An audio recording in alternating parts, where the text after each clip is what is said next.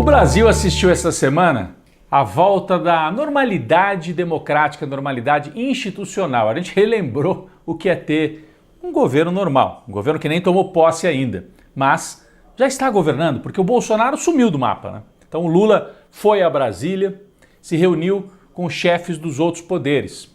Esteve com Arthur Lira, presidente da Câmara, inclusive fez campanha para o Bolsonaro, mas é o presidente da Câmara. O Lula tem que conversar com ele. Se reuniu também com o presidente do Senado, Rodrigo Pacheco, que é do partido do Kassab, o PSD, e esse partido deve estar na base de apoio do Lula.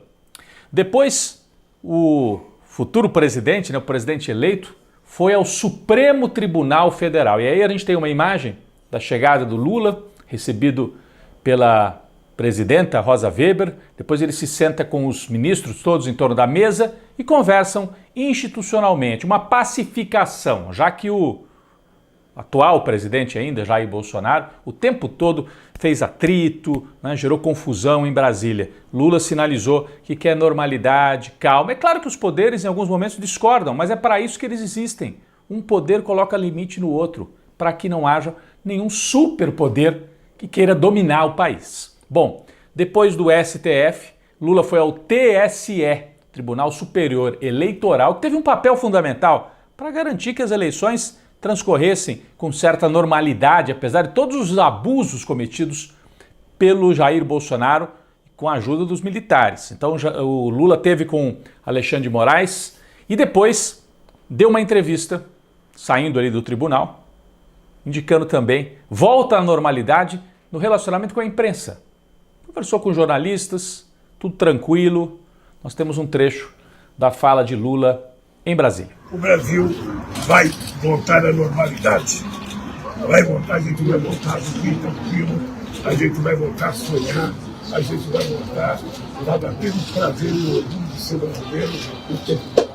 Bom, nesse mesmo dia, enquanto o Lula estava falando com os chefes dos poderes e depois com o TSE, e aí não é coincidência, os militares divulgaram o famoso relatório sobre as urnas eletrônicas. Aquele relatório para dar discurso para os bolsonaristas de que houve fraude e tal. Só que o relatório não trouxe nada.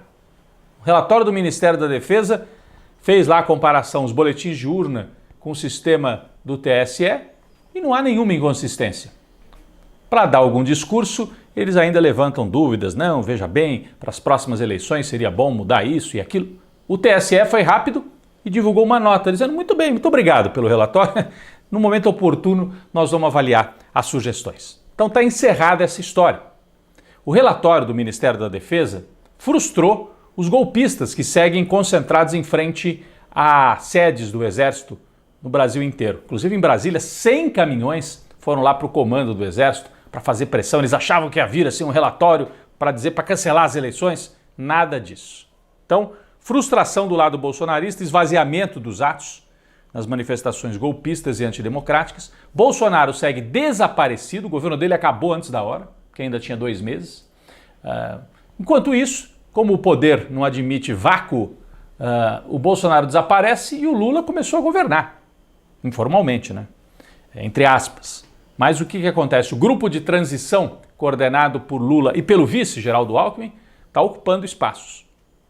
Foram divulgados vários nomes que vão compor os grupos temáticos, Então, economia, tem lá 2 economistas mais ligados ao PSDB e 2 mais ligados ao PT. Assistência social, os programas sociais, a Simone Tebet vai estar lá, ao lado da Tereza Campelo, que foi ministra dos governos do PT.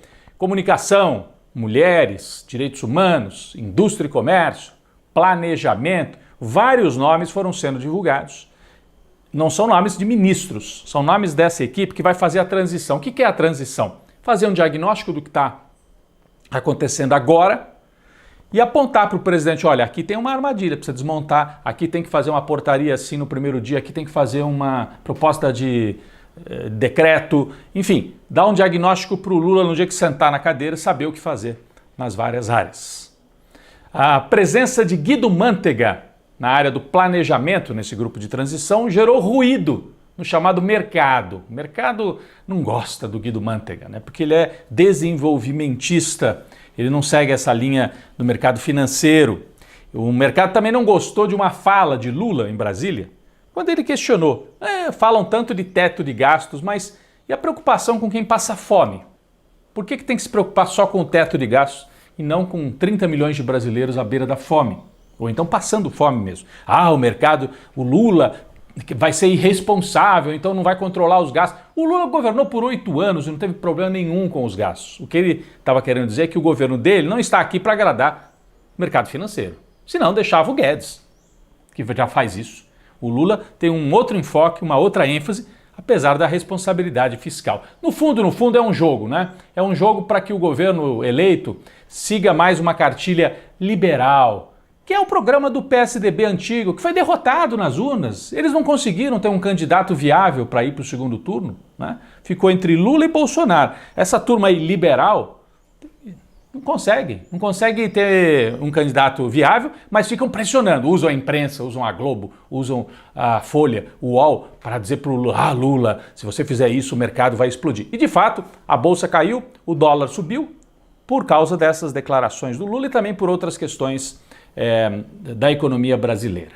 O fato é que os grupos de trabalho de transição já começaram a atuar em Brasília, tem uma sede até em Brasília, é o Centro Cultural Banco do Brasil, onde os trabalhos acontecem, e o Lula, enquanto essa turma está trabalhando em Brasília, segue para o Egito, já como estadista brasileiro, vai participar da Conferência Internacional do Clima.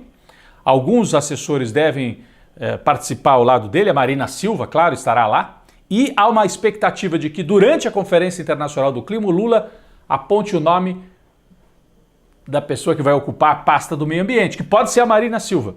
Há também uma outra possibilidade, a Marina Silva ocuparia um cargo novo, chamado Autoridade do Clima. E o ministério ficaria por um segundo nome, pode ser o Randolfo Rodrigues. São as especulações já em Brasília. Lula pode anunciar também o Ministério dos Povos Originários, dos povos indígenas, ao nome da Sônia Guajajara e de outros que poderiam ocupar esta vaga. Então, o Lula vai ocupando espaços no cenário internacional, num momento de instabilidade no mundo, no momento em que os Estados Unidos, por exemplo, o governo Biden já manifestou que quer logo um encontro presencial com o Lula, porque o Lula é um símbolo da democracia, da vitória da democracia sobre a extrema-direita. Os Estados Unidos têm esse problema também lá, né? Com o trumpismo.